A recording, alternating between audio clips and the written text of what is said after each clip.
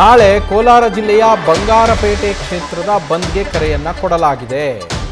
ಶಾಸಕ ಎಸ್.ಎನ್. ನಾರಾಯಣಸ್ವಾಮಿ ಅವರಿಗೆ ಸಚಿವ ಸ್ಥಾನ ಕೈತಪ್ಪಿದೆ. ಕೋಲಾರ ಈ ಕಡೆ ಚಿಕ್ಕಬಳ್ಳಾಪುರದಲ್ಲೂ ಸಿಕ್ಕಿಲ್ಲ, ಈ ಕಡೆ ಕೋಲಾರಕ್ಕೂ ಸಿಕ್ಕಿಲ್ಲ. ಎರಡರಲ್ಲಿ ಒಂದಕ್ಕಾದರೂ ಕೊಡಬೇಕಿತ್ತು, ಯಾವುದಕ್ಕೂ ಕೊಟ್ಟಿಲ್ಲ. ಬಂಗಾರಪೇಟೆ ನಾರಾಯಣಸ್ವಾಮಿ ಅವರಿಗೆ ಸಚಿವ ಸ್ಥಾನ ಕೈತಪ್ಪಿದೆ. ಹೀಗಾಗಿ ನಾಳೆ ಬಂಗಾರಪೇಟೆ ಬಂದ್ಗೆ ಕರೆ ಕೊಡಲಾಗಿದೆ. ವಿವಿಧ ಸಂಘಟನೆಗಳಿಂದ ಬಂಗಾರಪೇಟೆ ಬಂದ್ಗೆ ಕರೆ ನೀಡಲಾಗಿದೆ. ನಾಳೆ ಬಂಗಾರಪೇಟೆ ಬಂದ್ಗೆ ಬ್ಲಾಕ್ ಕಾಂಗ್ರೆಸ್ ಕೂಡ ಬೆಂಬಲವನ್ನು ವ್ಯಕ್ತಪಡಿಸಿರುವಂಥದ್ದು. ವರ್ತಕರು, ರೈತರು, ಆಟೋ ಚಾಲಕರು, ಟೆಂಪೋ ಚಾಲಕರ ಸಂಘಗಳು ಕೂಡ ಬಂದ್ಗೆ ಬೆಂಬಲವನ್ನು ವ್ಯಕ್ತಪಡಿಸಿದ್ದಾವೆ. ಬಂಗಾರಪೇಟೆ ಬಂದ್ಗೆ ಬ್ಲಾಕ್ ಕಾಂಗ್ರೆಸ್ ಕೂಡ ಸಪೋರ್ಟನ್ನು ಕೊಟ್ಟಿದೆ. ಸ್ವಯಂ ಪ್ರೇರಿತವಾಗಿ ವರ್ತಕರು ನಾವು ಬಂದ್ ಮಾಡ್ತೇವೆ ಅಂತೇಳಿ ವರ್ತಕರ ಸಂಘದಿಂದ ಕರೆ ಕೊಡಲಾಗಿರುವಂಥದ್ದು. ಬಂಗಾರಪೇಟೆಯಲ್ಲಿ ಕಾಂಗ್ರೆಸ್ ಹೈಕಮಾಂಡ್ನ ವಿರುದ್ಧ ಪ್ರತಿಭಟನೆಯನ್ನು ಮಾಡಲಾಗುತ್ತೆ.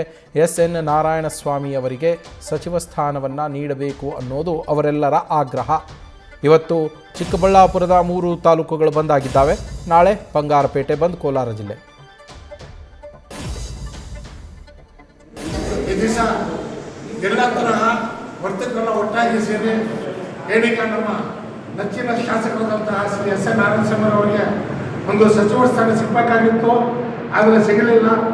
ಇದರ ವಿರೋಧವಾಗಿ ಅವರಿಗೆ ಖಂಡಿತ ಸಚಿವ ಸ್ಥಾನ ಕೊಡಲೇಬೇಕಂತೇಳಿ ಬಂಗಾರಪೇಟೆಯ ಎಲ್ಲ ಥರ ಹೋಲ್ಸೇಲ್, ರಿಟೇಲ್, ವರ್ತಕರು, ಬಟ್ಟೆ ಅಂಗಡಿ, jewellers, auto association, tempo association, ಇದರ ಜೊತೆಯಲ್ಲಿ ರೈತರ ಸಂಘಗಳು ಪ್ರತಿಯೊಬ್ಬರೆಲ್ಲ ಒಟ್ಟಾಗಿ ಸೇರಿ ಸ್ವಯಂ ಘೋಷಿತವಾಗಿ ಬಂಗಾರಪೇಟೆ ಅಂಗಡಿಗಳೆಲ್ಲ ಬಂದ್ ಮಾಡಿ ಆವತ್ತಿನ ದಿವಸ ಪ್ರತಿಭಟನೆಯನ್ನು ಹಮ್ಮಿಕೊಂಡಿದ್ದೀವಿ.